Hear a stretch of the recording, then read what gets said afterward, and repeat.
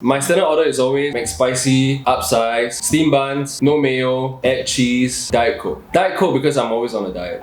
I'm a little nervous about this one, guys. The Mcspicy. I'd say it's easily the most iconic burger in Singapore and easily my favorite as well. I mean, I can't tell you how many times I've stumbled into a McDonald's in the middle of the night, high as a kite, and binging on one of these guys. I mean, it's juicy, it's spicy, it's so shiok, and it's just amazing. And I just want to put it out there that I'm in no way like shitting on McDonald's. I think they're great, you know, like please don't sue me. They should cover like the legal methods, right? But anyway, having said that, I feel like there are components of it that we may be able to improve on, and that's what we're gonna try to do today. So yeah, let's get it. This is the best spicy chicken sandwich of all the fast food chains right here in Singapore.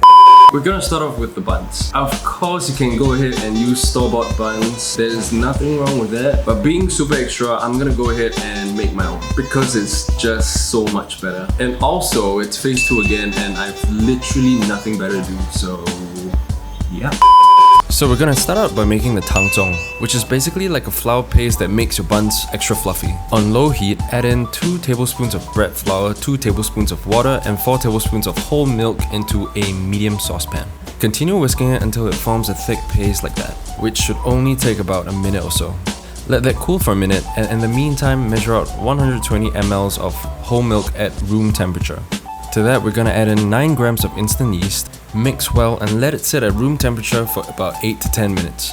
Then in a stand mixer bowl, add in 320 grams of bread flour, 7 grams of fine sea salt and 35 grams of granulated sugar. Give that a good mix and attach it to your stand mixer. Turn it on low and add in your instant yeast and milk mixture, Tang Zhong, as well as 1 whole egg and 1 egg yolk. Let the mixture homogenize and then add in 42 grams of unsalted, softened butter. And you want to do this bit by bit to allow it to mix better. If some of the dough mixture sticks to the side, feel free to use a spatula to scrape the sides down. When all the butter is added, turn the speed up to medium-low and let it go for another 8 to 10 minutes till everything is well incorporated. When that's done, lightly grease up a medium-sized bowl and transfer your dough in there. It will be sticky, but try as much as you can to fold it into itself by folding the sides into the bottom of the dough. Do that till you get a smooth ball with no open seams. Then toss that in a bowl and cover it with a damp towel for 1.5 hours. Leave it someplace warm to rest, and in Singapore's case, that's anywhere really. When that's done, your dough should have at least doubled in size. Aggressively pound your dough and transfer it to a work surface. You can just separate your buns into 6 to 8 equal portions, but I chose to weigh each one out individually. Each one should weigh about 100 grams. The next step is really important, so please don't skip it. Grab your dough, pull the sides out gently and fold it back into itself. Do that for the entire circumference of the bun and place that seam side down on your surface. Then place your hand over it and move it in your palm in a circular motion while keeping the dough in contact with the surface. This will seal up the seams and give you a nice smooth ball of dough, like that. Place them wide apart on a piece of grease-proof paper on a baking tray and cover them up with a fairly tall cover so your dough has space to rise and expand. Let that rise for another hour, and in the meantime preheat your oven to 170 degrees Celsius. When your buns have doubled in size, make an egg wash consisting 1 whole egg and a splash of whole milk. Gently brush that on your dough and bake them for 16 to 18 minutes. When your buns turn nice and golden brown, take them out carefully. No, seriously, don't make yourself like I did just before shooting this. While your buns are still warm, go ahead and brush some melted unsalted butter on them for that beautiful glossy finish. Like seriously, no offense, but I don't think you're gonna find this at a McDonald's. Wow, right? Yeah, great, amazing. Alright, let's talk chicken now. We all know that Mcspicy has a very iconic spice. You know, the kind of spice that sends you to the toilet like a couple of hours after you eat it. So to attempt to attain that level of spice, we're gonna have to use some of these guys. So for this shoot, I blended up 4 Chilli Padis, 4 tablespoons of chili oil, 3 cups of buttermilk, 2 teaspoons of MSG, and 2 teaspoons of salt. And admittedly, I thought this was going to be spicier than it actually turned out. For those of you true blue Mcspicy fans who want it even spicier, use more chili padi and chili oil and less buttermilk. But kindly note that I will not be held responsible if anyone shits their pants from this. Thank you. For this recipe, we're gonna use boneless chicken thighs with the skin still on.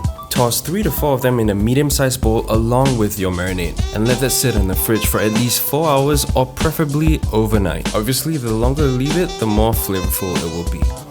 When you're ready to fry, fill a pot halfway up with canola oil and only halfway up. Let that heat up slowly on medium-low heat, and in the meantime we can go ahead and prepare our dredge. In a flat pan tray, add in 3 cups of flour, 2.5 teaspoons of salt, 2 teaspoons of garlic powder, 2 teaspoons of cayenne pepper, 1 teaspoon of black pepper, and 1 teaspoon of MSG.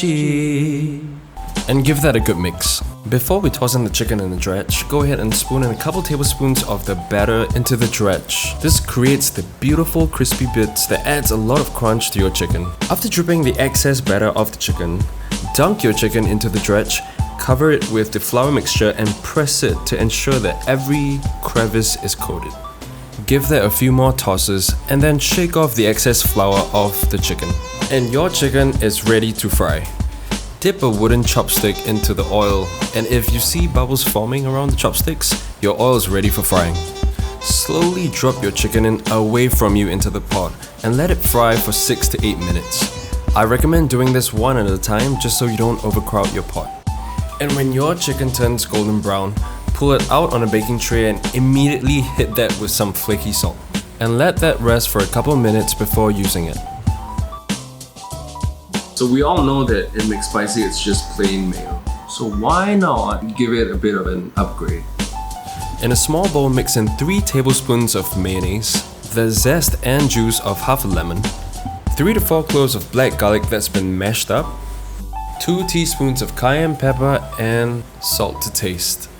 Give that a good mix and you, my friend, are ready to assemble. Go ahead and toast up your burger buns and generously spoon your sauce on both buns. When that's done, go ahead and lay your crown jewel on the bottom bun. Now I personally hate any sort of lettuce on my burger, so I'm gonna go ahead and leave that out. But what I'm not gonna leave out is the option to add some cheese.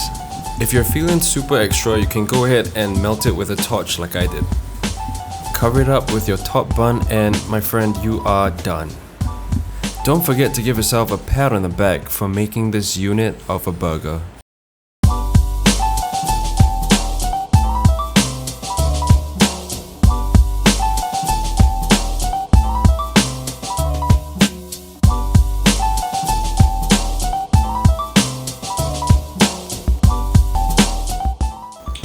Hello! So instead of eating myself today, I've decided to enlist the help of fellow... Yeah. Okay. I've enlisted the help of fellow Mcspicy connoisseur, Tammy Wong, my sister. I would say we get Mcspicy fairly often. A bit too much. We're both huge fans of McDonald's, but today I've attempted to remake or try to make it even better. So yeah, dig in and let me know what you think. Okay, first of all, we're not gonna do a taste test because that's ridiculous. We already know what it tastes like. Cheers.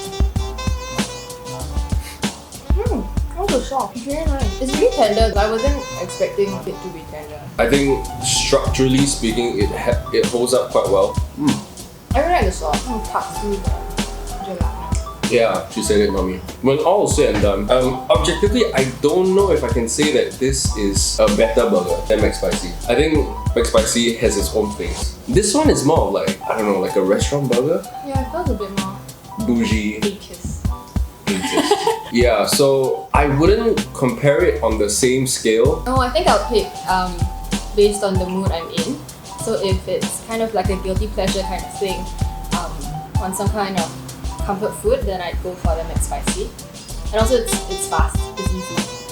But if I feel like I've done well that day and I want to treat myself, then I'd definitely go for this. I'm happy.